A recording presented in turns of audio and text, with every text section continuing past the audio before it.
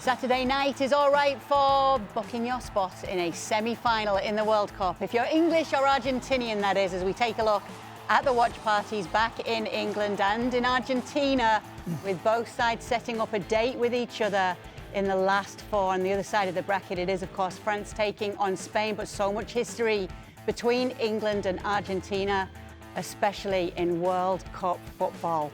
Welcome into ESPN FC. Thank you so much for being with us for another day talking about the World Cup. Kay Murray, Nader Manua, Steve McManaman and Stevie Nicol here in the studio. Jurgen Klinsmann is also joining us to talk about what we saw in those two semi-finals yesterday. But let's get started with England against Argentina. Macca, got to get your thoughts on what you saw in the game that got them there. Jude Bellingham, obviously, once again, the star here with a brace.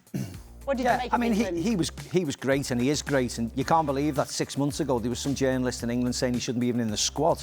Madness. And he's our talisman, let alone Harry Kane. It's Jude, really, isn't he, leading from example. I thought they were all right, Kate, to be very honest. I certainly wouldn't go overboard on them. And, you know, in my opinion, I want England to win the World Cup. You know, that's what we're here for, not to get to the quarters or the semi-finals. So I'm still of the same vein I was 2 years ago in the Euros, 4 years ago in the World Cup. It's great where they are and what they're doing, but they need to improve if we need to win it. I just see them getting to a point where a better team's going to beat them. And if it's in the semi-final or the final, I feel as if they're not at that peak yet to worry the likes of France or of Spain. So I'm hoping that they'll go back, they'll regroup, and they'll come back in the semi-finals and be better. I think they can beat Argentina. It's the other side of the bracket that I'm really worried about, because I think Spain and France are better than them. So tell me this, on what you've seen so far, guys, you'll be able to wade in on this. Mexico City and then Miami in that heat, does that play a factor in what we've seen? Yeah, but I mean, everybody's got those conditions, haven't they? So, of course, you know, if anything, Norway are, you know, further north than the UK, so it affected them just as much as we did. The next game's in Atlanta. That shouldn't be an issue because it's closed, isn't it, of course? So that shouldn't be an issue at all. So I certainly wouldn't worry about the heat. As I get the fact that they might have been a bit tired last night, or the pace of the game wasn't as what we thought of because of the heat. That's no problem. It's just the quality with the ball. That's what I'm worried about, and I don't see a lot of it at the moment. Concern for you, Nader? No, yes and no. I think it's tournament football, and the fact that they're in the next round means that they have that next opportunity. But I think as far as the game goes, in my opinion, I thought within the 90 minutes, I thought Norway were the better side. I thought Norway looked more comfortable than England did at that stage. I think for the first 20 minutes before that hydration break, England looked like they had the possession. Norway were dropping in quite deep. And then it's almost like England weren't ready for Norway to go and then start pressing after that first break. And as you said there, some of the football, being able to link the play, you were seeing Harry Kane dropping deeper and deeper and deeper. You were seeing some players who, you know, you want to rely on them to be able to get the ball forward. Madueke had a very disappointing half. Like, Gordon wasn't necessarily at his best and so on. And it was a weird sort of setup for England because I think, as I say, Norway looked more comfortable in that moment. And considering they haven't been there, possibly, is it forever? Or, you know what I mean, in 20, 30 years, it didn't necessarily feel right. But then the fact is, England found a way. I think the substitution and stuff that Tuchel was making in the second half, I personally don't think they worked. I think the only one that worked was maybe putting on Dan Burn because now you're desperate. Bring someone on that's going to try and head the ball every time it comes into the box. But they kind of got away with it. But I think it's fair to say that Argentina said the same thing. And the fact is, in the next round, it's a chance of a better performance. Stevie? No, it's interesting listening because at the end of the day, it's knockout football and it's about winning the game. And, you know, Tuchel's talking about, yeah, we didn't do this and we didn't do that. And you can argue that from a coach's point of view, he's probably right. They were sloppy and they didn't control the ball as well as they want to. But where the seat I was sitting in, I always thought England's got something extra that the Norwegians don't have. When it comes down to it, I always felt England were going to do something, or somebody in a white shirt.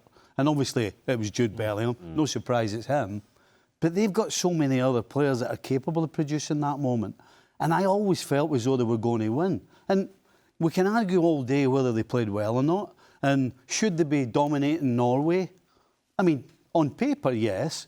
But it's a World Cup. It doesn't work that way. You have to do what you have to. We all want to do it by playing silky soccer, creating chances, scoring goals. Thanks for coming. Get the cigars out, the whole lot. Yeah, but do you think the England that we're seeing at the moment and the England that we saw against DR Congo and the England that we saw against Mexico was good enough to win this tournament? Because that's what Tuchel's been in for. Well, not to get to the semi-finals or get to the quarters. It's to win. Well, I agree with what you've already said. You know, it's the other side of the bracket. Yeah. Because, in my opinion, there's no way that England... No way. I absolutely think England can beat Argentina. Argentina, yes. Yeah. Because Argentina's been They're very kind of average. similar to England. Yeah. So, yeah. So we will see. Jürgen Klinsmann, what have you made of England in this game against Norway? Well, it's real fun to listen to you guys. Obviously, I was at the stadium, and there was a nervousness, obviously, throughout the entire game because, obviously, Norway, the surprise of the tournament in a certain way. Yeah, I mean, they're having players that are capable to hurt you in a split second. Obviously, the game kind of was looking for Haaland doing something at a certain point in time. But unfortunately, Erling didn't show up in that game. He was not present at all. And England went through some waves of possession. Then they gave the possession back to Norway. Norway didn't really take advantage of it. And the leaders of the English side stepped up. And especially, as you said, Jude Bellingham stepped up. But also with a bit the help of Harry Kane, because it's the partnership that these two now demonstrate throughout the last couple of days, if it was in Mexico City or if it was last night, is incredible. You know, we talk, when we show the graphic, you know, when we talk about a 4-2-3-1, it's actually a 4-4-2 that they're playing, because Bellingham is playing up front with Harry Kane, and the one drops, the other goes deep. And the way now Jude understands his role and actually executes his role is unbelievable. And if you want to win a World Cup, you need your 2-3 star players to show up. And they show up for England. So I'm very optimistic for the English side going into the final. I mean, obviously, it will be a battle. It's Argentina, and Argentina is difficult to beat because they are feisty, they're nasty. Is it best Argentina ever? No, probably not. But I think we saw signs of that English side that is really capable to grow even more. We haven't seen any team in this World Cup that is purely exceptional, where you would say, you know what, these guys are going to win it all the way. France, as Nadim said, you know, France and Spain, we need to watch them. France, certainly with their front four, is extremely powerful, and have a Mbappé, a Dembélé, a Olise, and a Doué. You get dizzy, you know, when you name these players. But I'm optimistic for the English side. I think also the fact that there's a little bit of a back and forth between players and Thomas Tuchel. And I saw it during the game, actually, when Thomas Tuchel gave the instructions. Some players looked over to the bench and they were really mad. They were mad at their coach. And this is Thomas Tuchel. If you want Thomas Tuchel, you get the full Thomas Tuchel. It's a bit like Mourinho. If you want Mourinho, you get him Mourinho with all extremes. And Thomas Tuchel is an extreme. And it can create positive energy. It can create, you know, so much, I don't know, drive, and yeah, everybody wants to show basically how good they are. It might work out, it might doesn't work out, but it was a fascinating game. Fantastic fans on both sides, the Norwegian side and the English side. It was noisy, and it was a thriller, and the difference was Jude Bellingham. Yeah, it really was. Obviously, Jude Bellingham scoring both of the goals. But let's get to the first of his goals, which was the equaliser, with England going behind to Norway in this game, because there's some controversy surrounding this goal as to whether the ball hit the spider cam cable before the equaliser. This has prompted FIFA to have to put out a statement using special equipment to do so, because it had to go to the FIFA censor. So this was the goal that obviously equalised things, but let's get to what they've had to say about it, on whether it hit the wire in the sky. This is what it would have looked like. Well, obviously, we don't have the moment of the ball going close to it, but there has been a lot of talk about it afterwards, and the Norwegians, as you can see with Solbakken here, were very upset in this moment. And so FIFA have said, before England's goal in minute 45+2 against Norway, the sensor in the connected ball showed no peak in the heartbeat of the ball when in the air, and therefore no evidence that the ball touched the overhead wire and changed the movement of the ball. Stevie doesn't care about this statement because he is sure that it did. Of course it did. You just have to look at the trajectory of the ball. Yeah, yeah. And the fact that you've got 3 officials on the field, you've got one by the touchline, you've got 2 others with the balls, you've got all kinds of officials. Are you telling me not one of them saw it? And they're all mic'd up. I mean, it's complete and utter nonsense. The fact that none of them saw it, I mean, with nobody watching the ball, I mean, it makes absolute no sense. And, of course, FIFA, thank you very much, doubling down on the nonsense. I mean, it's just, you can't believe a word they say, basically. Jürgen, you were there in the stadium. Did you notice anything a little bit strange? No, we didn't see it, to be honest. Oh, Obviously, the television pictures. So Jürgen wasn't watching the ball either. And I mean, obviously, we right away discussed it. If there's any reaction by the chip in the ball, because the chip in the ball should easily recognize that hit, but it did not. So the experts from Adidas and from the technical people that control basically all that stuff from FIFA did not show any movement from the ball. So it's the weirdest thing. It's really true, and there's no proof at all at the moment. And these small details can dictate how a game does play out afterwards. The Norwegians were very frustrated in this moment, Naden. They can't be blaming that for the goal. Why didn't somebody go and tackle Anthony Gordon? How about that? Do you know the thing about it? It's like they're saying there's no proof. But, like, what is the video then? Does the video not exist? Like, the only way to see if it's hit a wire is if there's a snickometer or whatever. Like, Elliot Anderson has had the ball drop down to him in the middle of the field when he was not expecting the ball. Yeah. They've got people jostling behind ready for this header. And then it goes 15 yards short. Like, it's obviously touched something. It's either touched something or it's the biggest gust of wind you've ever seen in all your life. And I think from the players that saw it, I think the goalkeeper Nealon, for example, it's going to be very hard to say that didn't matter. And I don't think that's, there's obviously more to be said than that. But, you've made the point. Craig's made the point. So many people have made the point. FIFA are telling you to not believe what you've seen because they've got something else instead. And that, is an insane position to be in. Because, are we stupid now? That ball... Well, they obviously think we are. They must do. Every person that's played football at some stage, some level, I've seen a ball go up in the air and you track the trajectory. Elliot Anderson should never have had that ball drop to his feet, but he did. So why? Why did he do it? Well, it's not the wire, is it? Because there's no stickometer. OK, so Jude Bellingham got that equaliser. He got both goals. He is the first player to score back-to-back braces in the World Cup knockout stages since Diego Maradona. Ooh. He is carving out quite a story of his own, though, right now, Jude, isn't he?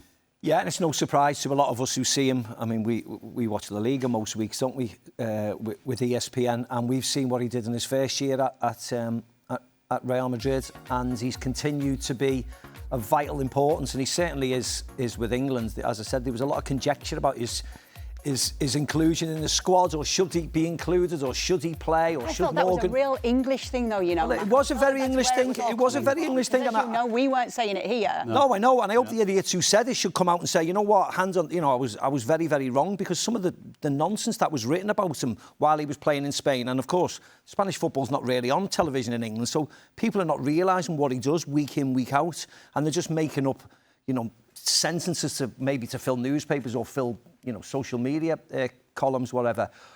But he has been our best player, and we know Harry Kane's a wonderful goal scorer. But when there was a lot of question marks about the defence, we needed people to step up, and thankfully our main men are continuing to step up. Like Jürgen said, we've got 2 or 3 maybe world-class players. If you throw in maybe a Declan Rice, but he's been ill, had to come off yesterday. So as long as Jude turns up, or as long as Harry Kane scores the goals, England have got a really good chance, because you can rely on a lot of the defenders. It's just whether they're creative enough to score the goals at the other end. But, as Stevie said before, I can see them beating Argentina, what I've seen and how they play, because we've got 2 really good players up top who can really trouble Martinez or Romero, etc. But that needs to continue. But, as for Jude, I've always loved him, and I know him very well from Spain. So I hope he continues, and I hope he continues to keep on breaking records. Massive difference maker in this England team. He's an absolute monster. Yeah. He really is a monster. And he's not, he's not one of those guys who turn and say, well, you know what, he's got pace. Because he doesn't look as though he's got pace. But it's there. And not only is it there, you watch him and you think, oh, he's just about to drop off. And then all of a sudden, he just changes gear and fires on and leaves people in his wake. And you can see them shaking their head thinking, how's this guy doing this? And I'm not talking about 10 or 15-yard runs. This guy's running with the ball for 30 or 40 yards, which generally we would say in this heat and the humidity, you shouldn't do that. but nobody can stop him when he gets going. And yeah, the guy's been absolutely great balance with the ball, hasn't he? He drops his shoulder, very graceful when he moves with it. He's not just getting in the right areas. When he receives the ball and when he turns, and his skill on the ball is exceptional, and he stands out apart from all the other midfielders. You know, we talk how good France are. He's probably one of the few players in all the other teams that would get in the France team for me.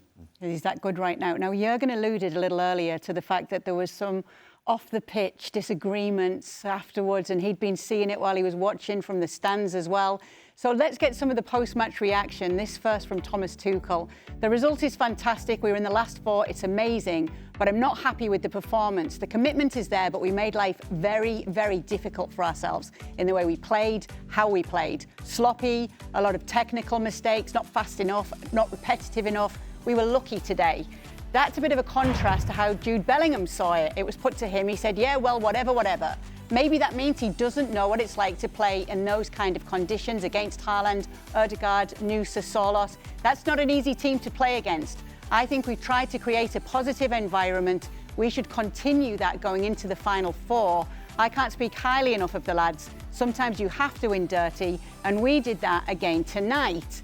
Then Tuchel has come back out to say about Bellingham's comments here, no one disputed that, but I'm also a football coach and we can play better. It wasn't a high-level game. We have better games in general, a lot of momentum swings for both teams. Now, you've touched on it, Jurgen, that this is Thomas Tuchel. He's a perfectionist. He's obsessed with the small details here, but there's a fine line, I suppose, sometimes in how a manager can be like that and how it can be as a player to play for a manager who's as particular as Tuchel is. Yeah, there's a fine line, but he knows that. And what he wants to communicate in this moment is just do not get comfortable now to his players, basically. That's the message, you know. Be happy, be proud. You know, you're in the semifinals. You got some very difficult games out of the way, but there's still 2 more to play. That's his message. And he's very direct, you know, yeah, I mean, if you then have a journalist telling you exactly what the coach said right after the game as a first, you know, reaction to your game, you know, you take it then your way and you do say things like Jude then rightfully said. So these are just really little. It's a part of the game. It's a part of the process. I think, you know, I mean, Thomas Tuchel knows the next 2 games will be the most difficult, you know, in the last 60 years for England, and it's doable to win this tournament. And he just don't want them to relax. He wants them to be hungry, to be maybe a bit upset hungry in a certain way. He doesn't want them now to lean back and just think about what they just did. So because the tournament process is always about simply the next game. It's not about the game you just played. That you got to cross off a couple of minutes after the game. You do your press statements. You drive back to the hotel. You have dinner, and then it's only about the next game. So next game is Argentina and Lionel Messi. So that's a big deal. So I think, you know, both they are thrilled that they went in the next round. They are thrilled to be in the semifinal. I think both, you know, are very, very hungry and ambitious to win the World Cup, and they are capable to win the World Cup. I think when you see, as you just described, Jude Bellingham with his characteristics, with his instinct, with his pace of change that he has in his system, that when he reads the game 2-3 moves ahead, you know, he kind of smells to go into the box at the right time, at the right moment. The goal that he scored, the header against Mexico, is a demonstration of how an attacking player should approach the box, how he loses his marker, how he goes, you know, it smells the second post because Harry Kane goes the first post. You use that video, that goal, for any future strikers that you want to develop. It's a wonderful example. And so are his movements off the ball. When he doesn't have the ball, then he's even more effective because he creates space and opportunities for Harry Kane or other players. So this is a very, very special moment. And I think that all that Thomas Tuchel wants is that Jude Bellingham continues this drive, continues this hunger that he demonstrates right now, and maybe becomes at the end of the day, it becomes the tournament of the player of the tournament. He is capable to do that. You know, when Jurgen was talking about Tuchel keeping people's feet on the ground and making sure they're still pushing forward, the first person that came to my head was Ronnie Moran, that you and I used to play for. And whether we won 1-0, 2-1, 10-1, as soon as you walked off, we were all cock-a-hoot, we won the game, he would be the first person to grab you and go, hold on a second. Why did you do that? Yeah. Why did you do that? Why were you doing that? You should have done that. And you're like, oh, geez, a break. And then again, during the game, he would be screaming at you and shouting at you. And you'd be like, oh, give me a break. But you know what? He was right. And the respect was always there. So it was never a problem. Everybody, we took it the way he was giving it. And obviously, we reciprocated with him. It's never personal, was it? I don't think it's personal with Tuchel. I think the words from Tuchel's mouth was a fantastic result, but the performance wasn't. That's what we all thought. So he's only saying exactly what we thought. Keep your feet on the ground. We need to be better in the next game. We need to keep on improving. And, you know, unfortunately, it was Jude, you know, getting interviewed right after the game, and he had, you know, a wonderful game. So you can see why he was a bit spiky. But that doesn't hide over the fact that England weren't at their best. They were slow. They were moving the ball around. So he was. I think both of them were correct. But Thomas Tuchel, that's why he's been brought in. He's been brought in to add a little bit of spice to the team, hasn't he? Of course he has. Yeah, they are definitely two characters who speak their mind, aren't they? So I kind of have a slightly different position on a lot of this, yeah. And the stuff that you're saying about the coach, that to me is club football, because you've got so many games and you're building so many things towards, like, you've got a game today. You've got like a week to prepare for the next one. And I think for me, tournament football is just different, because as we all accept, the most important thing is the fact that they're in the next round, yeah. And I picture Thomas Tuchel, the stuff that he said. Imagine, like, we've just all played in this game. We've won the game. We know it's imperfect because we're not stupid, yeah? But we've gone in, we've won. The same way you see Argentinians, like, crying on the pitch, celebrating all this stuff. You go into the dressing room, and Thomas Tuchel said some positive things. If he then said the positive things and then for the next 2 minutes was like, you know, some of the passing today was a little bit this, there's a little bit that, as the music's playing in the background, now having to turn the music down because the manager's, like, going on in this manner, I'd be thinking, like, this is an absolute, like, vibe killer. And I think that's my perspective anyway. The other side, so he's spoken like that after the game, and it was based on questioning from the journalist, from the reporter and so on. Fine, whatever. But what I don't like is the fact that the reporter has then presented the negative part of what Tuchel said directly to Jude Bellingham, who is having the experience which we'd all have about making it into a semi-final of a World Cup. And scored in two and being man of the match. You know what, the best... You're right, the level of questioning from that journalist was poor. Yeah, very poor. Because it doesn't need to be cheerleading. No. But how's Jude Bellingham expected to answer that question? Yeah, because he's going to answer it from the standpoint where it's a raw emotion. And then now it's perceived like there's this war of words, but everything that Jude said and everything that Tuchel said is correct. It's correct, yes. It is then correct. It's timing, isn't it? If you're the coach, it's timing. 100%. You know, listen, and I can't see this happening. There's no way Tuchel's walked in the dressing room after that game and started giving it. Oh, yeah. 100%, yeah. He's not done that. No. But what he will do is he'll wait till the next time they're on the training field and he'll have a little word. So it's really old timing. Yeah. I personally, like I say, I see it a bit differently. And I think some of the noise and stuff back in England is to, like, really praise Thomas Tuchel for saying, like, what he felt. But as you said, the timing of it for me is wrong. Because now all of a sudden there's this, like, weird, like, war of words between Jude and Tuchel. I know. But they're saying that they're literally, like, agreeing about how the game went, because for Bellingham, he's talking about the fight that they showed to get to the next round. And as you look around with the last 4 teams left in now, nobody within their camp's talking about performances. They're talking about the fight that they've shown to get into that next round. And that is ultimately the most important thing, because your next performance might be your best performance, but you don't have it unless you show the grit to get through this round.